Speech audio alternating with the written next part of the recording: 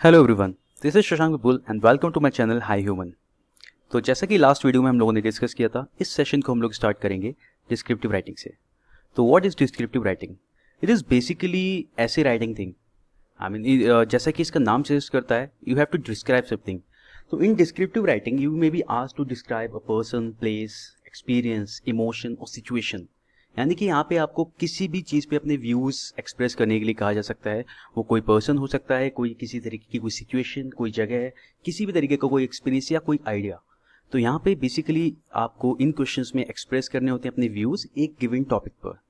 Descriptive writing जो कि काफ़ी इंपॉर्टेंट माना जाता है और हमारे इंडिया के यानी कि देश के सारे टॉप एग्जामिनेशंस इसको अपने सिलेक्शन प्रोसेस का एक पार्ट रखते हैं। तो जैसा कि हमें पता है कि UPSC, SSC, IBPS, SBI, PO, इन सब के एग्जामिनेशंस का जो सिलेक्शन प्रोसेस होता है उसमें डिस्क्रिप्टिव राइटिंग एक इंपॉर्टेंट रोल प्ले करता है। और इसी चीज़ के कारण ये काफ़ी सारे स्टूडेंट्स को थोड़ा सा इंपॉर्टेंट तो लगता ही है ऑफकोर्स, लेकिन साथ साथ थोड़ा सा मुश्किल भी लगता है। बिकॉज किस तरीके से एक विनिंग राइटिंग हम लिखें, किस तरीके से आइडिया को एक्सप्रेस करें, किस तरीके से वहाँ पे एक इस तरीके से लिखा जाए कि वो एक सिलेक्शन में आपके एक रोल प्ले कर सके, एक इंपॉर्टेंट रोल प्ले कर सके। तो चलिए समझते हैं इसको थोड़ा सा और। अब डिस्क्रिप्टिव राइटिंग हमारे एग्जाम्स में कई तरीके से कई फॉर्मेट में पूछा जाता है। जैसे अगर हम लोग एसएससी की बात करें तो इसमें जनरली एसे और लेटर पूछे जाते हैं। एंड बैंकिंग एसे लेटर के साथ साथ प्रेसी राइटिंग या एप्लीकेशन भी कभी कभी पूछ सकता है। प्रेसी राइटिंग बेसिकली आपसे समरी पूछी जाती है कि जो एक पैसेज दिया है उसकी आप उसको समराइज करके अपने वर्ड्स में लिखें। तो अब हमें पता है कि एसएससी में जो जनरली जो फॉर्मेट होता है, जो एग्जामिनेशन कंडक्ट करने का होता है, वो पेन एंड पेपर बेस्ड होता है, यानी कि ऑफलाइन मोड में कंडक्ट किया जाता है। इसमें आपको एक शीट दी जाती है जिसपे आपको पेन से अपना आंसर लिखना होता है। एंड बैंकिंग में ऑनलाइन होता है, तो उसमें आपको अपने क्वेश्चंस जो भी आपका जो ऐसे है या जो भी आपको राइटिंग करनी है वो आपको टाइप करके करना होता है। तो जनरली हमने देखा है कि एग्जामिनेशन जो कंडक्ट होते हैं वहाँ पे हमें जो बेसिक कीबोर्ड होता है वो मिलता है, उस पर हमें क्वेश्चंस टाइप अपना जो आंसर है वो टाइप करना होता है। एंड एसएससी का जो आंसर फॉर्मेट होता है वो शीट कुछ इस तरीके की होती है, यानी कि सीजीएल और सीएचएसएल के एग्जाम में आपको शीट कुछ इस तरीके की देखने को मिलेगी, जिसमें इस तरीके से बॉक्सेस बने होते हैं। यानी कि आप जैसे हमने ये 4 कॉलम का जो शीट बनाई है, इसमें 4 कॉलम है, 4 या 5 कॉलम आपको एग्जाम में मिल सकते हैं और हर एक सेल में यानी कि हर एक बॉक्स में आपको एक वर्ड लिखना होता है। ओके तो यानी कि इस तरीके से जनरली एसएससी में लिमिट जो रखी जाती है वो 250 वर्ड्स की रखी जाती है और +25 -25 एक्सेप्टेबल होता है। लेकिन हम मान के चलेंगे जो एक आइडियल फॉर्मेट होगा उसमें हम 240 से 260 यानी कि +10 या -10 हम मान के चलेंगे कि इतने में हम कंप्लीट कर लेंगे इसको। तो यानी कि हर एक अब जब आप इस तरीके से प्रैक्टिस करेंगे कभी भी, तो आपको ध्यान रखना है कि हर एक बॉक्स में आपको एक ही वर्ड लिखना है। तो इस तरीके की शीट आप प्रिपेयर कर सकते हो, या फिर जब भी प्रैक्टिस करो तो आप इसी में करना, बाद में फाइनल के टाइम जब हम करते हैं तो ओके तो इस तरीके की शीट आपको इसमें एसएससी में मिलती है। एंड बैंकिंग में you have to type your answer. Okay so now the next question is how to start, यानी कि कब, किस तरीके से और कब हम इसकी प्रिपरेशन शुरू करें। तो कब शुरू करें के साथ साथ ये भी बहुत ज़रूरी है कि किस तरीके से करें और कब से करें, यानी कि कैसे करें और कब से करें, दोनों क्वेश्चंस के आंसर ज़रूरी है। तो देखते हैं हम लोग। तो पहली चीज़ तो ये है कि you have to start with reading.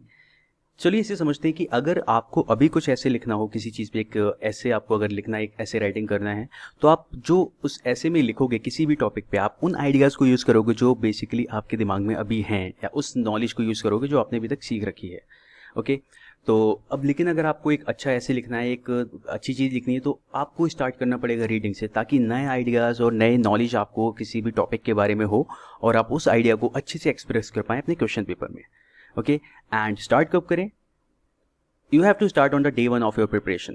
देखिए काफ़ी सारे स्टूडेंट्स का मानना होता है कि हम पहले टियर 1 क्लियर करेंगे, उसके बाद हम बात करेंगे आगे डिस्क्रिप्टिव की या बाकी के आगे के पार्ट की तैयारी करने की। या फिर अगर हम बैंकिंग की बात करें तो स्टूडेंट्स सोचते हैं कि हम लोग प्री का एग्जाम पहले से दे दें, उसके बाद हम डिस्क्रिप्टिव की तैयारी बाद में शुरू करेंगे, तो जो कि मेरे हिसाब से ज़्यादा अच्छा तरीका नहीं है। Best thing is to start with the tier 1, यानी कि जिस दिन आपने सोचा है कि आप एग्जामिनेशन की तैयारी करोगे, यानी कि आप अपना प्री एग्जामिनेशन की तैयारी कर रहे हो, तो उसी टाइम पे आपको ध्यान रखना है कि आप जो प्रिपरेशन है डिस्क्रिप्टिव की वो तभी से शुरू करो। बेसिकली रीडिंग आप तभी से स्टार्ट करो। तो जो स्टूडेंट्स टियर 1 क्लियर कर चुके हैं और टियर 2 और 3 की तैयारी कर रहे हैं, वो लोग अभी से डिस्क्रिप्टिव तैयार कर लें, और जो लोग अभी टियर 1 एज इन प्री की तैयारी करना शुरू कर रहे हैं, वो भी साथ ही में शुरू करना स्टार्ट कर दें डिस्क्रिप्टिव की तैयारी। यानी कि basically you should start with reading. Okay तो समझते हैं कि रीडिंग, जैसा मैंने आपको बताया कि आप उस नॉलेज को यूज़ करोगे, वो सब ठीक है। अब ये टियर 1 में आपकी कैसे हेल्प करेगा? ये केवल ऐसा नहीं है कि हम केवल डिस्क्रिप्टिव के लिए प्रिपेयर कर रहे हैं, ये आपके टियर 1 में, जैसे हम लोग देखते हैं कि जनरली जो फॉर्मेट होता है टियर 1 का या बैंकिंग के प्री एग्जामिनेशन का वो ये होता है, यानी कि इसमें आपको स्पॉटिंग एरर्स मिलते हैं, रीअरेंजमेंट्स मिलते हैं, passage, fill in the blanks, synonym, antonyms, यानी कि बेसिकली फॉर्मेट कुछ इस तरीके का होता है कि इसके साथ में क्लोज टेस्ट भी ऐड कर लेते हैं। तो इस तरीके का आपको फॉर्मेट एग्जामिनेशन में मिलता है। अब एग्जामिनेशन में स्पॉटिंग एरर्स जो कि थोड़ा सा मुश्किल लगता है बच्चों को कि किस तरीके से हम एक मिसलिनियस में एक सेंटेंस में हम एरर पता करेंगे। देखिए, जब हम लोग रीडिंग करते हैं तो हम नई वोकैबुलरी भी सीखते हैं और नए वर्ड्स तो ऑफकोर्स सीखते ही हैं, उसमें उसकी स्पेलिंग्स या उनका मीनिंग ये सब कुछ हम सीख रहे होते हैं, यानी कि रीडिंग हम इसी पर्पज़ के लिए करते हैं। लेकिन जब हम लोग रीडिंग कर रहे होते हैं उन वर्ड्स को कैसे यूज़ करना है एक सेंटेंस में, उसका यूसेज, उसका प्रीपोजिशन, उसको किस तरीके से किस टेंस के साथ यूज़ किया जाए, तो वो सब कुछ हम उसका साथ सीखते आते हैं। और ये नॉलेज जो है हमें फाइनली हेल्प करती है स्पॉटिंग एरर्स में, यानी कि किसी भी सेंटेंस में आपको पता चल जाएगा कि उस वर्ड को सही से यूज़ किया गया है, नहीं किया गया। Next is rearrangement. रीअरेंजमेंट हमें पता है क्या है कि जंबल्ड सेंटेंसेस आपको दिए होते हैं, उन्हें आप एक सेंटेंस में एक प्रॉपर पैराग्राफ में अरेंज करते हैं। देखिए, जब हम लोग रीडिंग करते हैं तो हम किसी भी पैराग्राफ को जब पढ़ते हैं तो उसके फॉर्मेट, उसका जो स्ट्रक्चर है वो भी हमारे दिमाग में एक तरीके से एब्जॉर्ब होता है। हम समझ पाते हैं कि किसी एक पैसेज को किस तरीके से अच्छे से वेल स्ट्रक्चर पैसेज होता क्या है, यानी कि कैसे उसे इंट्रोड्यूस किया गया, कैसे एक सेंटेंस से हम दूसरे सेंटेंस में ट्रांजिशन करते हैं और किस तरीके से किसी पैराग्राफ को एंड करते हैं।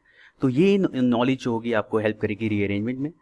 पैसेज तो हमें पता है कि इट्स ऑल अबाउट रीडिंग, कि क्या हम जल्दी से पढ़ के उसे समझें और उससे रिलेटेड क्वेश्चंस को आंसर करें। Fill in the blanks again, जिसमें आपको सेंटेंस की समझ प्लस जो वर्ड दे रखे होते हैं आपको ऑप्शंस में, उनके मीनिंग, यही चीज़ आपको हेल्प करती है। एंड वोकैबुलरी की बात करें तो सिनोनिम, एंटोनिम्स, तो it is all about vocabulary यानी वर्ड्स की मीनिंग। तो हम जब वर्ड मीनिंग के लिए रीडिंग करेंगे तो बेसिकली वो रीडिंग आपके टियर 1 के एग्जामिनेशन के साथ साथ, यानी इन सारे क्वेश्चंस के साथ साथ आपको डिस्क्रिप्टिव के लिए भी तैयार कर रही है। और मेरे हिसाब से ये एक बहुत ही ज़्यादा पॉजिटिव चीज़ है कि जब आप टियर 1 की या प्री की तैयारी करना शुरू करते हो तो आपके दिमाग में एक गोल सेट है कि हाँ, मैं तैयारी कुछ इस तरीके से करूँ कि मेरे को फाइनल में डिस्क्रिप्टिव पेपर भी लिखना है। तो एक तरीके से ये थोड़ा पॉजिटिव एटीट्यूड भी दिखाएगा आपके लिए, आपको अंदर से पॉजिटिव रखेगा कि आपकी प्रिपरेशन एकदम सॉलिड तरीके से चल रही है लास्ट के एग्जामिनेशन को ध्यान में रख के। ओके, तो नेक्स्ट क्वेश्चन जो दिमाग में आता है वो ये है कि क्या पढ़ें, कहाँ से पढ़ना स्टार्ट करें। अगर हम रीडिंग की बात करें तो व्हाट शुड बी रीड। तो आई वुड सजेस्ट कि आप इस टाइम पे कुछ भी एक न्यूज़पेपर में, अगर आपको जो भी चीज़ अच्छी लग रही है, एज इन अगर आपको स्पोर्ट्स सेक्शन देखना है आप स्पोर्ट्स सेक्शन देखिए, आपको इंटरनेशनल न्यूज़ देखनी है इंटरनेशनल न्यूज़ देखिए, आपको एंटरटेनमेंट न्यूज़ देखनी है आप उसके बारे में पढ़िए। एंड धीरे धीरे shift your interest towards the editorial section. तो जो हम एडिटोरियल सेक्शन को पढ़ेंगे तो उसमें अलग अलग टॉपिक्स पे जो भी हॉट टॉपिक चल रहे हैं, जो सोशल इश्यूज़ हैं या फिर जो भी करंट इंपॉर्टेंट इश्यूज़ हैं, उन पे आर्टिकल्स आपको देखने को मिलते हैं। तो उसमें आपको अच्छे आइडियाज़ देखने को मिलेंगे जिन्हें आप पढ़ेंगे, अच्छे वर्ड्स यूजेस देखने को मिलेगा। तो बेसिकली आपकी जो राइटिंग की जो स्ट्रेंथ है वो इंक्रीज़ होगी उस चीज़ से। ओके, तो यहाँ पे हम लोगों ने देखा कि इस पूरे सेशन में कि हम लोग किस तरीके से इसकी तैयारी शुरू करें, कब शुरू करें और किस तरीके से कौन कौन सी चीज़ें हमें पढ़नी चाहिए, वो सब कुछ। और नेक्स्ट वीडियो में मैं आपको बताऊंगा कि ये जो नॉलेज आप रीडिंग करके एक्वायर करेंगे इसको हम प्रेजेंटेबल कैसे बनाएं, एज इन कि आपको किसी चीज़ के बारे में, किसी टॉपिक के बारे में आपके पास व्यूज़ हैं, आपके अपने आइडियाज़ हैं, और उस आइडिया को हम लोग प्रेजेंटेबल कैसे बनाएं, किस तरीके से हम वहाँ पर लिखें कि हमें एक अच्छा मार्क्स, यानी कि जो है हमारे सिलेक्शन में एक अच्छा रोल प्ले कर पाए, एक इंपॉर्टेंट रोल प्ले करे। राइट, तो हम कोशिश करेंगे कि इसे हम केवल एक सिलेक्शन के लिए हम इसे क्वालिफाइंग ना रख के स्कोरिंग बनाएं। राइट, तो याली सारी चीज़ें हम लोग नेक्स्ट वीडियो में डिस्कस करेंगे और नेक्स्ट वीडियो में बहुत जल्दी ही अपलोड करूँगा अब।